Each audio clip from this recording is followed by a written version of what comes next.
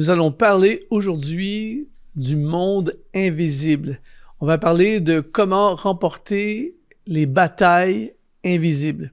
Tu dois savoir qu'il y a le monde dans lequel nous vivons, que nous voyons, le monde visible, mais il y a toute une réalité spirituelle aussi. Il y a un combat contre ta destinée. Il y a un combat pour t'éloigner de Dieu. Il y a un combat pour gâcher tout ce que Dieu voudrait faire dans ta vie. On appelle ça le combat spirituel, le combat invisible. Et aujourd'hui, dans cette émission, je vais t'expliquer comment remporter les batailles invisibles. Et si déjà, en partant au début de cette émission, ça t'interpelle, ça te parle, eh bien, écris dans les commentaires, je vais remporter la bataille. Dieu est avec moi.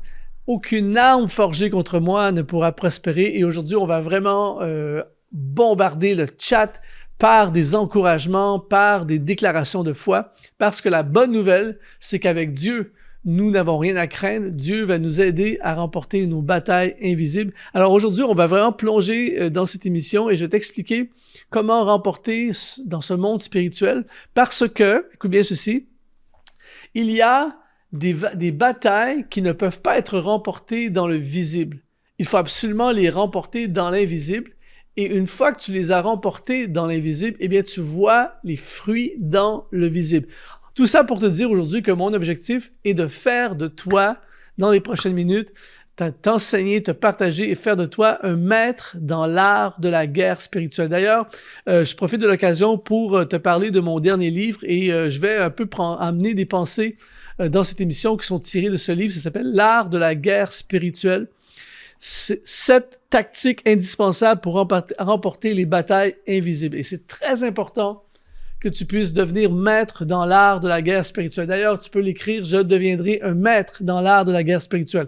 Première leçon aujourd'hui, c'est « Connais ton ennemi ». L'une des choses qui me fascine dans l'univers, j'ai lu plusieurs livres, tout ça, j'ai lu un peu sur les guerres dans le passé, dans l'histoire, et l'une des choses qui est fascinante, c'est de voir à quel point les armées, les soldats, les généraux, tout ça, étudiaient, et encore aujourd'hui, étudient leur adversaire, afin de comprendre les stratégies, de comprendre comment ils fonctionnent. Et plus tu connais ton adversaire, plus tu as des chances de remporter la bataille.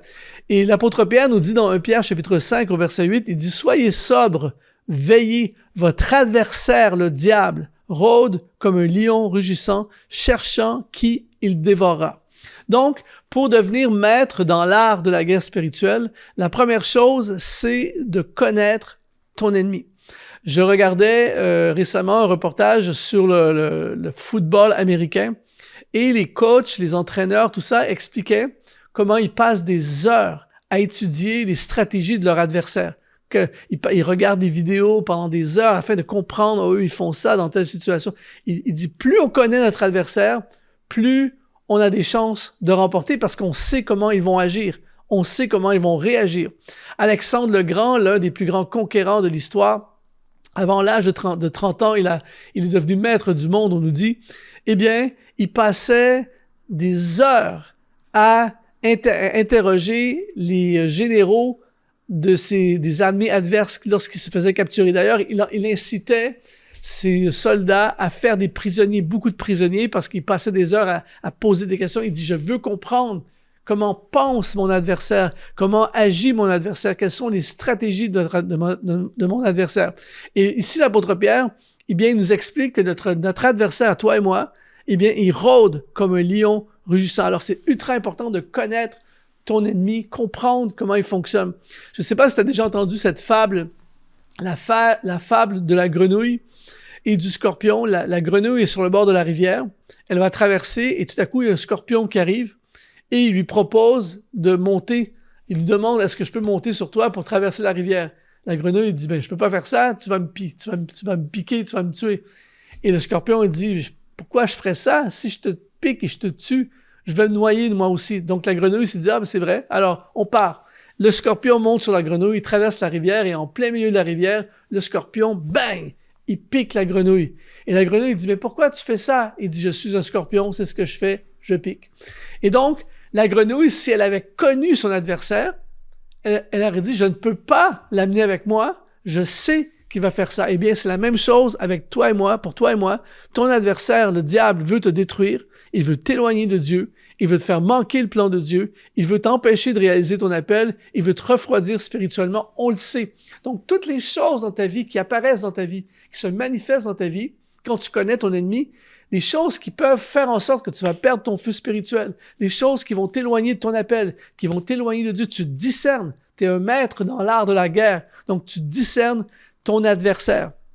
Je lisais récemment, c'est vraiment spécial, je lisais récemment que Jules César, qui deviendra un des empereurs les plus connus de l'Empire romain à l'époque, au début de la vingtaine, il est parti en Grèce en bateau pour aller faire des études. Et ils ont été attrapés par des pirates. Et les pirates, quand ils ont vu que c'était quelqu'un qui venait d'une famille éminente, tout ça, ils ont demandé une rançon. Et pendant toute sa captivité, Jules César se moquait un peu des pirates et il leur disait vous seriez mieux de me libérer parce que je vous dis, je vais revenir et je vais vous tuer. Tu vois? Et les pirates ne le prenaient pas au sérieux, tout ça. Et puis finalement, ils ont eu la rançon, ils ont livré Jules César. Et pas longtemps après, il a rassemblé une flotte et il est parti et il a retrouvé tous ces pirates et il les a fait crucifier, chacun d'entre eux. Et donc, ils avaient entre leurs mains quelqu'un, mais ils ne savaient pas quel genre d'ennemi c'était et ça s'est vraiment retourné contre eux grave. Alors, c'est ultra important pour devenir un maître dans l'art de la guerre, de connaître ton ennemi et de comprendre et de discerner ses stratégies. L'émission que tu regardes en ce moment est rendue possible grâce à des sponsors qu'on appelle les activateurs de destinée. Si tu veux toi aussi nous aider à continuer à diffuser ces émissions pour rejoindre le plus grand nombre, eh bien, tu peux aujourd'hui devenir un activateur de destinée. Tout ce que tu as à faire, c'est d'aller dans le lien qui apparaît dans la description de cette vidéo. De retour à ton émission. Deuxième façon de devenir un maître dans l'art de la guerre spirituelle, de gagner tes batailles invisibles, c'est d'utiliser les armes de l'invisible. La meilleure façon de remporter une bataille, une guerre, c'est d'avoir les armes adéquates. Et donc, pour remporter les batailles invisibles, eh bien, ça te prend les armes de l'invisible.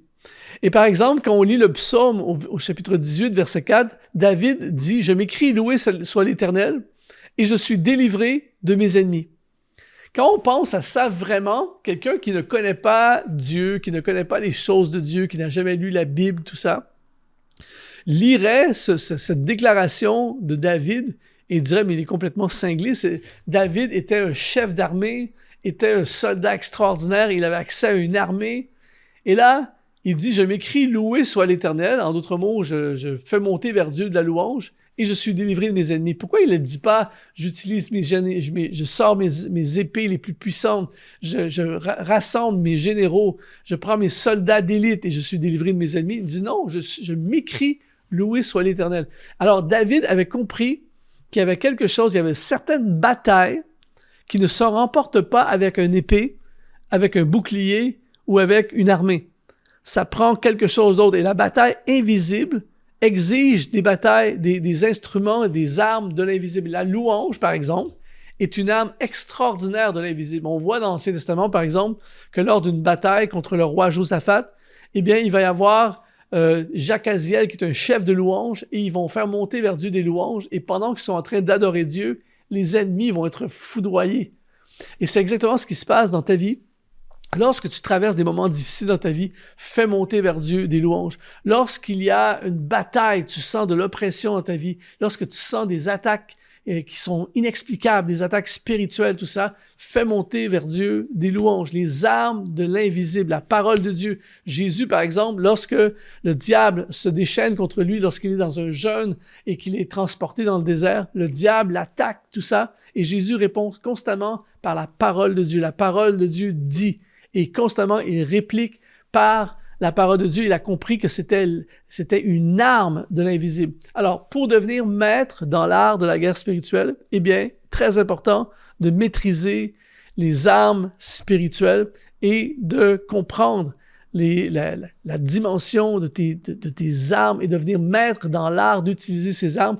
On explique tout en détail dans le livre. Tu pourras te procurer le livre. D'ailleurs, en passant dans la description sous cette vidéo, tu as accès au livre. Troisième étape pour devenir maître dans l'art de la guerre spirituelle, pour devenir quelqu'un qui remporte ces batailles invisibles, eh bien, c'est faire attention aux brèches. Écoute bien ceci.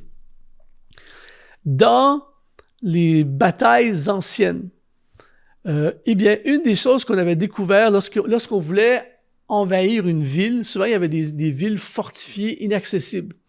Et ce que certains généraux avaient découvert, c'était, au lieu de se battre et d'essayer de rentrer de prendre possession d'une ville fortifiée, c'était extrêmement difficile, eh bien, ce qu'ils faisaient, c'est qu'ils créaient des brèches dans la ville, permettant aux prisonniers, aux gens qui étaient captifs dans la ville fortifiée, de s'enfuir.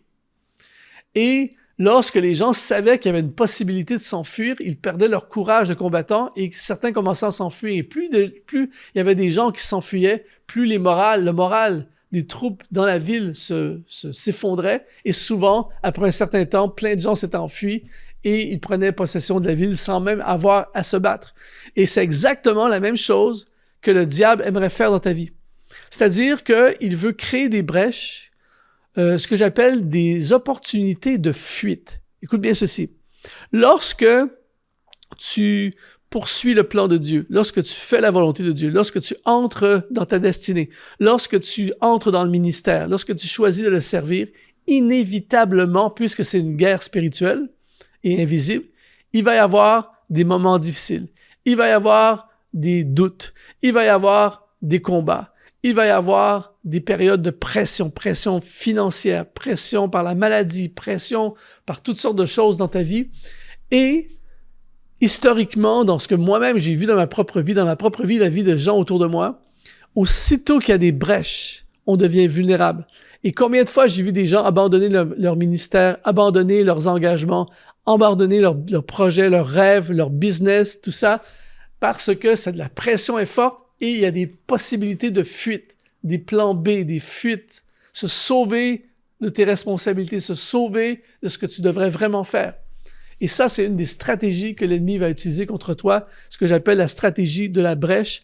Et fais extrêmement attention de ne jamais choisir la fuite comme option. La fuite ne sera jamais.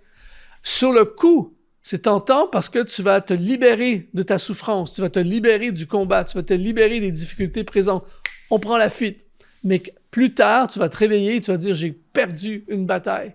Et ça peut amener plein de conséquences sur ta vie. Alors aujourd'hui, réalise ceci, c'est que si tu es dans la volonté de Dieu, même si c'est difficile, bats-toi parce que Dieu va faire tomber les forteresses, il va se battre pour toi, il va ouvrir des chemins, aucune arme forgée contre toi ne pourra prospérer. Alors aujourd'hui, j'appelle, et écris dans les commentaires si tu veux en faire partie, j'appelle une armée d'hommes et de femmes qui veulent devenir des maîtres dans l'art de la guerre spirituelle. Si ça te parle, écris « Amen » dans les commentaires.